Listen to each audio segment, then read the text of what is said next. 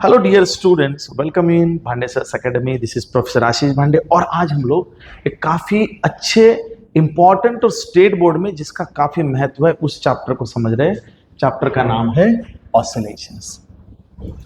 जैसे हम लोग ऑसिलेशंस को समझते हैं तो ऑसिलेशन जो शब्द बना है वो बना है मोशन का। तो मोशन क्या होती है उसमें हम लोग पहले ऑसिलेशंस के संबंध में पहले मोशन को समझते हैं, फिर periodic motion, non periodic motion, इस कुछ पार्ट्स को, यानी कि ऑसिलेशन को समझने के लिए हमको जो परफेक्ट प्री रिक्विजिट रिक्वायर्ड है उस प्री रिक्विजिट को हम लोग सबसे पहले समझते हैं। तो मोशन, हम लोग मोशन किसे कहते हैं? मान लीजिए बच्चों एक ऑब्जेक्ट है और उस ऑब्जेक्ट का पोजीशन ए पॉइंट ए पे है एट अ टाइम टी।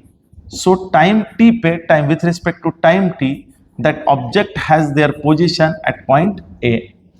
जैसे जैसे टाइम चेंज होगा और मान लीजिए at point B, suppose after time t1 the position of the A is shifted to the B and it has traveled a distance x, whatever it is। यदि time के respect से position object change होता है तो हम उसको, वो हरकत में है यानी कि वो मोशन में है, ये हम कहते हैं। उदाहरण के लिए आप यहाँ पे पैलेट देख रहे हो, ये पैलेट जब से मैंने क्लास शुरू किया तब भी वहां पे है और अब तक वो वहीं पे है, इसलिए ये मोशन में नहीं है। जैसे मैं आपको पढ़ा रहा हूं, कभी यहां जा रहा हूं, कभी यहां आ रहा हूं, तो मैं मोशन में हूं। तो जो ऑब्जेक्ट अपनी रिलेटिव पोजीशन को चेंज करता है विथ रिस्पेक्ट टू टाइम, हम उसको मोशन कहते हैं। यह समझ में आ गया। दूसरा मुद्दा, मोशन के दो प्रकार हैं। एक होता है periodic motion, first is periodic motion, और दूसरा होता है non periodic motion. So first part of motion is periodic motion and second part of motion is non-periodic motion. Now what is periodic motion? By definition यदि हम लोग periodic motion को समझते हैं तो वो periodic motion है a motion of an object which repeats after equal interval of time. This is called as periodic motion. जो motion एक समय के बाद में वो खुद को repeat करती है उसे हम लोग periodic motion कहते हैं। And what is non-periodic motion? A motion which does not repeat after equal interval of time is called as non-periodic motion. मैं उदाहरण के लिए समझाता हूं कि हमारे घर का जो फैन घूम रहा है तो आप देखोगे कि वो फैन ने घूमना जहां से स्टार्ट किया था वो वही वापस आ रहा है कुछ समय के बाद में, तो वो पीरियोडिक मोशन होगी। जैसे अर्थ सन के अराउंड घूम रही है तो दिन के बाद में रात, रात के बाद में दिन, तो वो पीरियोडिक मोशन हो गई है। जो क्लॉक घूम रहा है सेकेंड हैंड, जो भी और हैंड, जो भी हैंड्स है क्लॉक का, वो जो घूम रहा है, the motion of that clock hands is nothing but an periodic motion. तो वो हो गए सारे पीरियोडिक मोशंस। हमारे पास में जैसे साइन और कोसाइन फंक्शन की जो मोशंस होती है उसे हम लोग पीरियोडिक मोशन मानते हैं, और नॉन पीरियोडिक जो मोशन एक पर्टिकुलर टाइम के बाद में रिपीट नहीं होती है उसको नॉन पीरियोडिक मोशन मानते हैं। जैसे कि मैं अभी पढ़ाते पढ़ाते कभी इधर उधर इर्द गिर्द घूम रहा हूं तो मेरा जो पैटर्न है घूमने का वो पीरियोडिक नहीं है, तो ये नॉन पीरियोडिक मोशन हो गई है। सो ये हमारे पास दो मोशंस होते हैं, एक पीरियोडिक और एक नॉन पीरियोडिक। इतना हमको प्री रिक्विजिट लगेगा। बाद में और कौन सा टॉपिक है, जैसे मैंने पीरियोडिक मोशन आपको एक्सप्लेन कर दिया बच्चों, ये भी बता दिया। Now we are going for the example of oscillatory motion. So let us understand what is oscillatory motion. यहां पे था वो वाइब्रेटरी मोशन और ऑसिलेटरी मोशन। चलिए, व्हाट इज ऑसिलेटरी मोशन? मान लीजिए बच्चों यहां पे एक पेंडुलम है और ये उसका मेन पोजीशन है। यहां पे मैं मानूंगा एक्सट्रीम पोजीशन है, यहां पे भी एक्सट्रीम, ये होगा एक्सट्रीम लेफ्ट, ये होगा extreme right. So there are two different position, one is mean से एक्सट्रीम राइट जाएगा, एक्सट्रीम लेफ्ट जाएगा। जैसे आप ये मानते हैं, आई होप आपको समझ में आ रहा है कि नहीं, मेरा हाथ दिख रहा है कि नहीं दिख रहा है। Suppose this is my hand and this is their mean position, ये गोइंग यहाँ पर एक्सट्रीम लेफ्ट, फिर एक्सट्रीम राइट, फिर mean. So this motion is called as extreme right to left. तो देखिए मीन से हो जाएगा एक्सट्रीम लेफ्ट, फिर मीन, फिर एक्सट्रीम राइट, फिर मीन, फिर एक्सट्रीम लेफ्ट, फिर mean, and this motion is called as oscillatory motion. तो जब भी मीन पोजीशन से टू एंड फ्रो मोशन होती है, यानी मीन की तरफ आना और मीन से जाना, उसको हम लोग ऑसिलेटरी मोशन कहते हैं। उसको हम लोग सिंपल हार्मोनिक मोशन भी आगे कहेंगे। तो to and fro motion is called as oscillatory motion या वाइब्रेटरी मोशन। यानी मान लीजिए ये सेविंग मशीन का ब्लेड है और ये ऐसे कर रहा है, ठक ठक ठक ठक ठक ठक ठक धर धर धर धर धर धर। So this motion is called as the vibratory motion. To and fro motion from its mean position, ये कभी यहाँ जा रहा है मीन पे, फिर वापस आ रहा है, फिर एक्सट्रीम मीन, फिर यहाँ से वापस आ रहा है, फिर मीन पे, फिर वापस, फिर एक्सट्रीम, फिर वापस, and it is performing an oscillatory motion is called as oscillatory motion, जो मीन पोजीशन से एक्सट्रीम लेफ्ट और एक्सट्रीम राइट जा रहा है। मान लीजिए यहाँ पे एक बॉक्स है, इसका ये मीन पोजीशन है, ये बॉक्स एक्सट्रीम जा रहा है, फिर मीन आ रहा है, फिर एक्सट्रीम लेफ्ट जा रहा है, फिर मीन आ रहा है, फिर इधर जा रहा है। और यदि ये ब्लॉक आपका मीन पोजीशन से extreme left extreme right motion perform करता है, तो इसको हम लोग सिंपल हार्मोनिक मोशन कहते हैं। तो चलिए, ये तो इतना हमको समझ में आ गया। तो एक हमको ये पूछा जाता है कि लीनियर और एंगुलर एसएचएम क्या है। दूसरा एक स्वाभाविक है, एक हमको पूछा जाता है एवरी ऑसिलेटरी मोशन। हमारा सवाल क्या है बेटा? Every oscillatory motion is periodic, periodic, but हम कहे कि every periodic motion is not oscillatory, is not oscillatory। बड़ा सिंपल सा सवाल है कि हर ऑसिलेटरी मोशन जो है वो पीरियोडिक है, यानी टू एंड फ्रो मोशन जो है। तो मान लीजिए यहां पे ऑब्जेक्ट है, यहां गया, फिर मीन पे आया, फिर यहां पे गया, तो आप देखोगे this motion will repeat after equal interval of time. So every oscillatory is periodic, because oscillatory motion का पीरियोडिक होना यह सबसे अहम है। But every periodic is oscillatory is not necessary. मान लीजिए एक ऑब्जेक्ट और वो ऐसे ऐसे ऐसे ऐसे ऐसे ऐसे ऐसे गोल गोल घूम रहा है, तो हम ये ऑब्जर्व करेंगे बेटा, ये ऑब्जेक्ट भी एक समय के बाद में रिपीट हो रहा है, लेकिन ये कौन सी मोशन परफॉर्म कर रहा है बेटा? सर्क्युलर। यानी सर्क्युलर मोशन भी पीरियोडिक हो सकती, ऑसिलेटरी मोशन भी पीरियोडिक हो सकती। इसलिए ये कहा जाता है कि हर ऑसिलेटरी मोशन पीरियोडिक होगी, लेकिन हर पीरियोडिक मोशन जो है वो ऑसिलेटरी नहीं होगी। So this is the simple assumptions what we have. Now let us understand the linear and simple harmonic motion. मान लीजिए कोई भी ऑसिलेटरी मोशन जो होती है मीन पोजीशन से, तो हम लोग उसको सिंपल हार्मोनिक मोशन कैसे मानते हैं? ऑसिलेटरी पीरियोडिक मोशंस, मान लीजिए जैसे मैंने कहा था आपको कि एंगुलर और लीनियर सिंपल हार्मोनिक मोशन को हम कैसे पहचानेंगे। एक मैं आपको उदाहरण दे रहा हूं और इस उदाहरण से ये फिक्स्ड हो जाएगा। अब आप कभी भी यहां पे नहीं कंफ्यूज होएंगे। एक ये है और एक फिक्स्ड है, एक स्प्रिंग है, ये उसका मीन पोजीशन है, फिर ये स्प्रिंग है, इसको मैंने खींच दिया है इधर, फिर ये स्प्रिंग है, ये एकदम कॉम्प्रेस हुआ और ये यहां पे आया है। This is the mean position, extreme right, and this is extreme left. अब आप बिल्कुल नहीं भूलेंगे बेटा, मैं यहां पे आपको एक्सप्लेन कर रहा हूं, ये मैं आपको एक्सप्लेन कर रहा हूं एंगुलर SHM, और यहां मैं एक्सप्लेन कर रहा हूं linear SHM। Please do not confuse, do not get confuse and make very clear concept. तो एक एंगुलर SHM का है और एक लीनियर SHM। एकदम सिंपल भाषा में आप इसको समझिए बेटा। मान लीजिए मैंने इस स्प्रिंग को एक मास लगाया हुआ है और इस मास को मैंने इस दिशा में फोर्स लगाया है, तो cut cut cut cut cut cut मैंने इधर खींच दिया। खींचने के बाद में मेरे हाथ पे ये एक अपोजिट, जिसको रिस्टोरिंग फोर्स बोलते हैं, तो इस दिशा में रिस्टोरिंग फोर्स डेवलप होगा और मैंने छोड़ दिया, तो ये ब्लॉक छोड़ा, तो ये यहाँ आके नहीं रुकेगा, ये थोड़ा इसको कॉम्प्रेस करेगा, यानी कि अंदर की तरफ आएगा। तो यहाँ से यहाँ इधर इसने एक्स डिस्प्लेसमेंट ले लिया और इधर इसने -x ले लिया। मीन पोजीशन से इधर जा रहा है और मीन पोजीशन से इधर, तो मैंने यहाँ आके छोड़ दिया, तो ये ब्लॉक जो है ये ऐसे ऐसे ऐसे ऐसे मोशन परफॉर्म करेगा बेटा।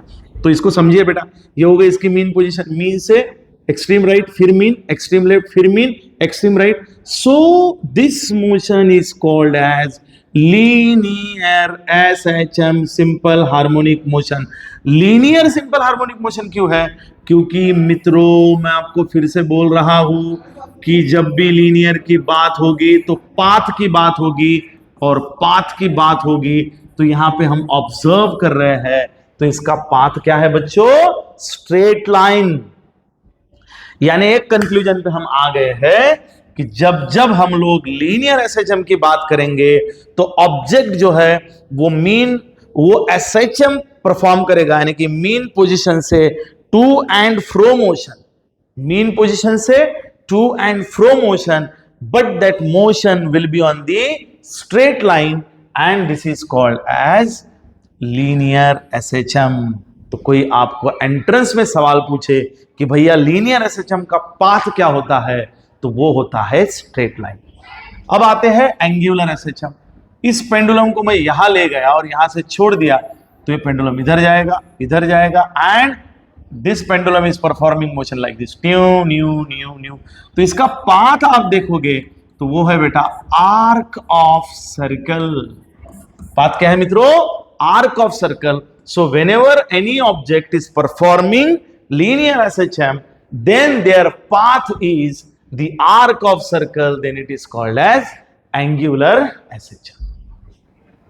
So this is the basic and simple definition of the SHM. आगे हम लोग इस चीज को भी समझेंगे कि हार्मोनिक फंक्शंस कौन से हैं और नॉन हार्मोनिक फंक्शंस कौन से हैं। So let us have the discussion on the concept of the restoring force in the spring of mass of oscillator। तो चलिए बच्चों, आपने इस टॉपिक को बहुत अच्छे से समझा होगा, तो एक नया टॉपिक आपके सामने रख रहे हैं, कंसेप्ट ऑफ, टॉपिक का नाम है concept of restoring force, concept of restoring force, concept of restoring force in spring mass oscillator, in spring mass oscillator.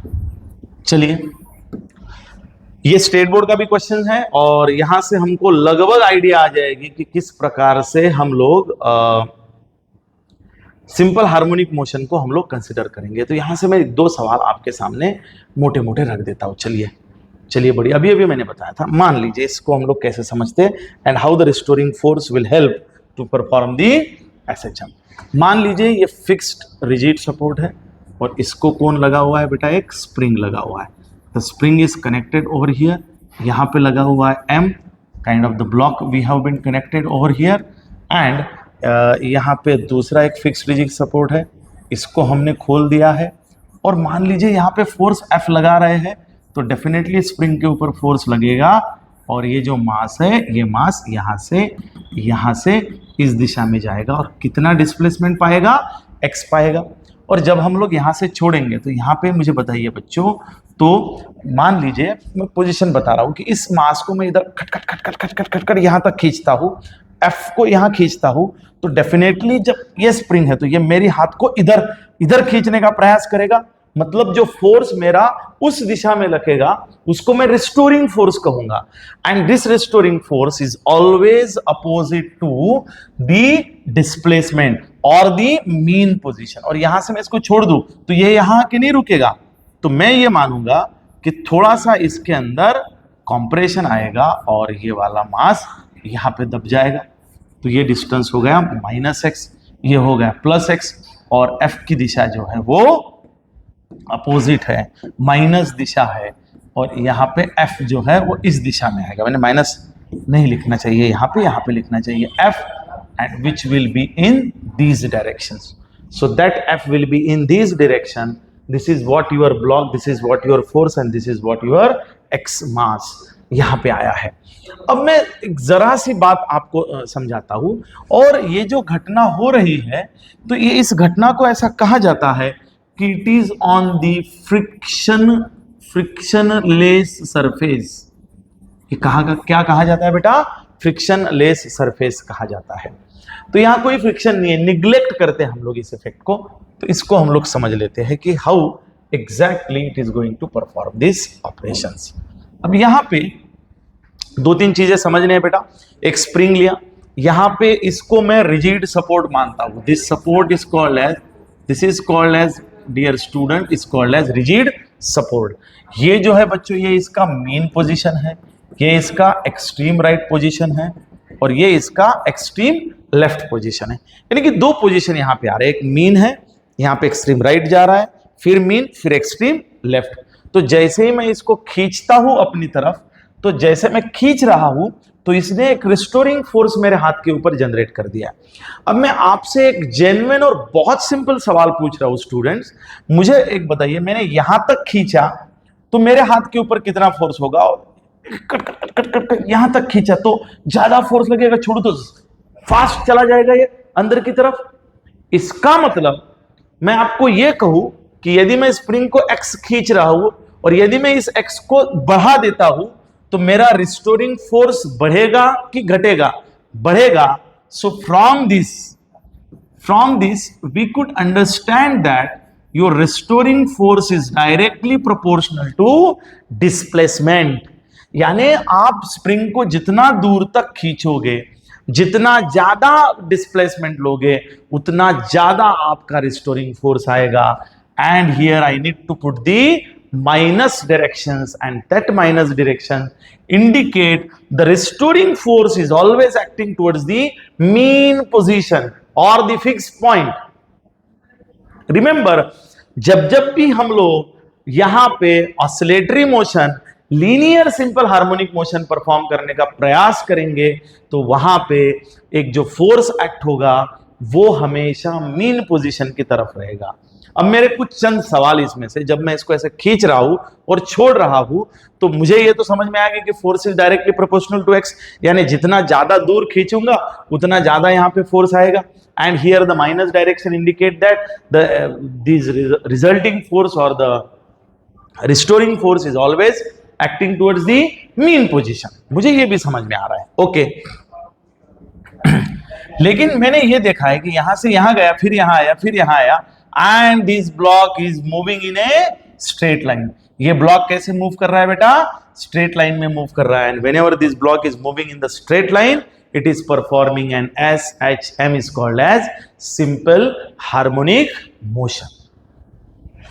आप देखिए, जब मैं इसको हटाना चाहता हूं तो फोर्स बराबर होगा minus k into x, where k is called as spring constant. हम लोग क्या बोलते हैं बेटा इसको?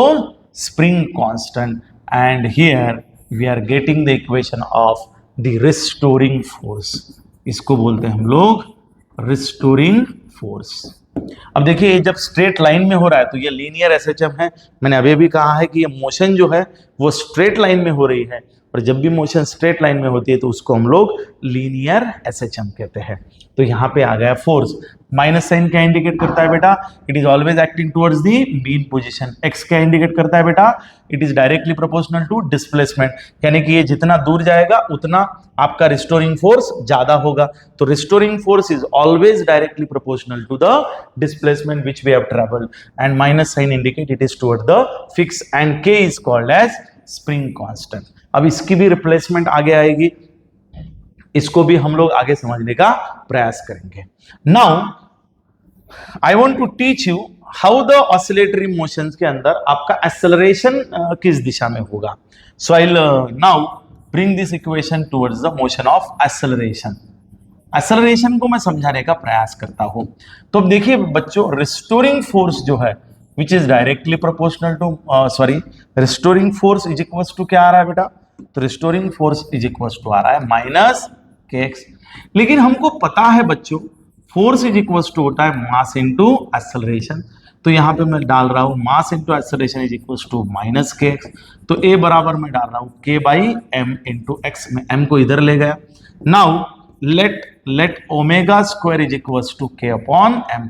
यहां पे बहुत इंपॉर्टेंट चीज को मैं पुटअप कर रहा हूं मेरे अजीज दोस्तों।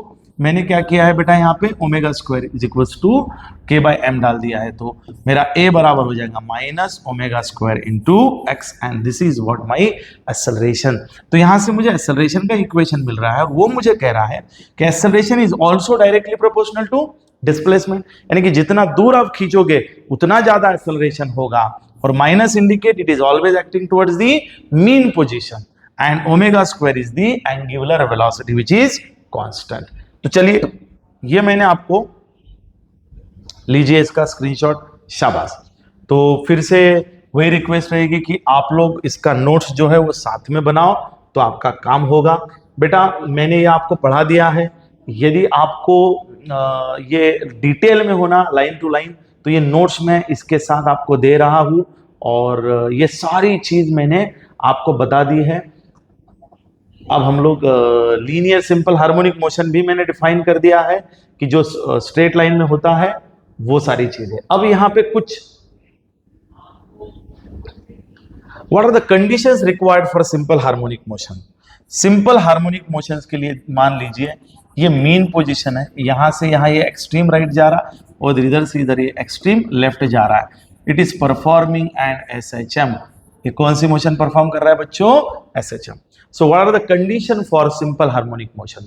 तो पहली कंडीशन, ये बहुत चिल्लर और सिंपल है, लेकिन क्योंकि ये स्टेट बोर्ड में, इसलिए मैं आपको ये गिना रहा हूं कि देखिए, सबसे पहला है कि यहां पे एक फिक्स्ड पॉइंट होना चाहिए, क्योंकि जब भी आप SHM की बात करोगे तो एक पॉइंट फिक्स्ड होना चाहिए और उसके इर्द गिर्द राइट और लेफ्ट में वो मोशन परफॉर्म करे।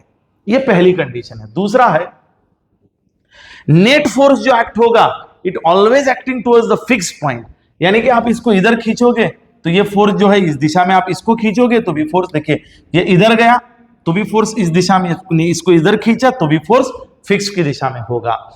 और एवरी टाइम जब भी रिस्टोरिंग फोर्स लगेगा तो पॉइंट जो है वो अपनी जगह पे वापस आएगा। दो चीजें यह बड़ी इंपॉर्टेंट है।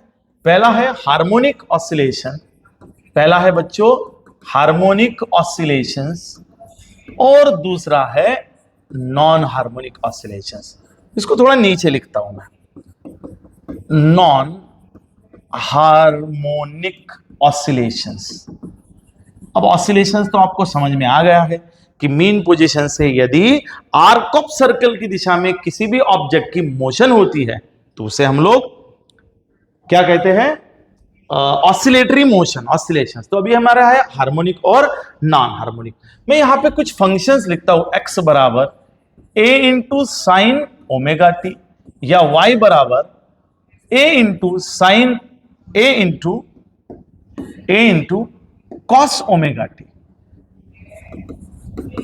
और नॉन इसमें लिख रहा हूं मैं x is equal to a into sine omega t plus b sine square omega t. ये दो फंक्शन मैंने लिख दिया है ताकि आपको समझने में आसानी हो। यदि हम लोग कोई भी फंक्शन को सिंगल हार्मोनिक फंक्शन में रिप्रेजेंट कर सकते हैं, harmonic oscillation is that oscillation which can be expressed in the single harmonic function. यानी कि आप कोई भी फंक्शन को सिंगल में या साइन में या सेपरेट कॉस, एक ही इसमें रिप्रेजेंट कर सकते हो तो उसको हार्मोनिक बोला जाएगा, अन्यथा उसको नॉन हार्मोनिक। जहां पे एक से अधिक फंक्शन आपको लगेंगे, यहाँ पे साइन और साइन स्क्वायर दो लग गए, यहाँ पे आपने देखा है कि एक ही फंक्शन में रिप्रेजेंटेशन हुआ है तो हम उसको हार्मोनिक्स और दूसरे को बोलेंगे नॉन हार्मोनिक्स। चलिए, ये एक बढ़िया सा जो पॉइंट है वो हमने पढ़ लिया है।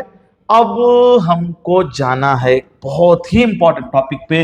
मेरे अजीज दोस्तों, अभी अभी जो हमने पढ़ा था उसी का आधार लेते हुए मैं आपको पढ़ा रहा हूं differential equation of SHM, simple harmonic motion. चलिए, एज वी नो दैट, मैंने अभी अभी पढ़ा है आपको बेटा, restoring force is equals to minus k into x equation number 1, where k is called as spring constant, x is called as total displacement, f is called as force. तो force is equals to minus k into x, ये equation हम सबको पता है। But as we know that what is force, force is given by mass into acceleration. So mass into acceleration is equals to minus kx. If I want to write this mass into acceleration is minus kx, कोई बात नहीं बच्चों, India है, load shedding चालू रहता है. Mass into acceleration is equals to minus k x. तो मैं इसको पुट करना चाहूंगा तो a is equals to minus k by m into x, यानी कि a plus k by m into x is equals to 0. ये इक्वेशन आया है. और यदि मैं इस इक्वेशंस को इस तरीके से नहीं भी लिखना चाहता हूं तो मेरे लिए एक सिंपल इक्वेशन जो है वो ये बन जाएगा कि एज और अगेन मैं ऐसे बोलूं बेटा, what is velocity, rate of change of displacement with respect to time. Now what is acceleration, rate of change of velocity with respect to time. तो मैं इसको ऐसे लिखूँ, acceleration d dt of, now what is velocity is called as dx by dt, so it become d2x by dt square and that will be on my acceleration. तो ये आ गया मेरा acceleration. तो मैंने क्या किया, वेलोसिटी dx by dt होता है, एक्सेलरेशन dv by dt, तो वेलोसिटी का इक्वेशन यहाँ डाल दिया, तो मेरा डबल फॉर्म में इक्वेशन आ गया. मैं यहाँ पे पुट करूँ तो m into d2x by dt square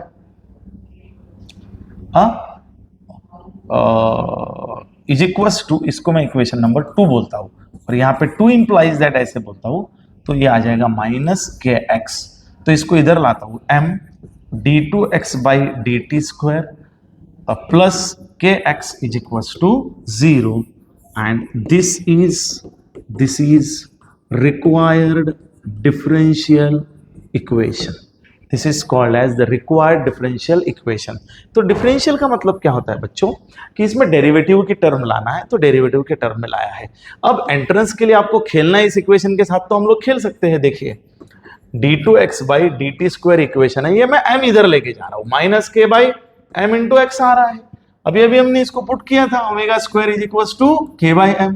तो I can put here d2x by dt square is equals to minus omega square into x. If I bring that equation d2 square plus omega square x is equals to 0. So this is the another form of the differential equation. So as per your requirement, as per our requirement, we can convert this form into the different required form. I hope you are able to understand the differential equation of the oscillations. अभी और बच्चों next video में मैं इसके velocity, displacement, ये सारे derivations या expressions आपके सामने लाऊंगा. ये चैप्टर में बहुत सारे ऐसे डेरिवेशंस हैं. मैं रिक्वेस्ट करूंगा जब भी आप पढ़ो तो इस डेरिवेशन को प्रैक्टिस करो, आप इसको लिख के देखो, इसके फॉर्मुलेशंस को याद रखो, तभी ये याद आएगा. And don't forget that to write these notes घर पे बनाना है हर वीडियो के बाद में. सो चलिए आज हम लोग यही रुकते हैं. Bye bye.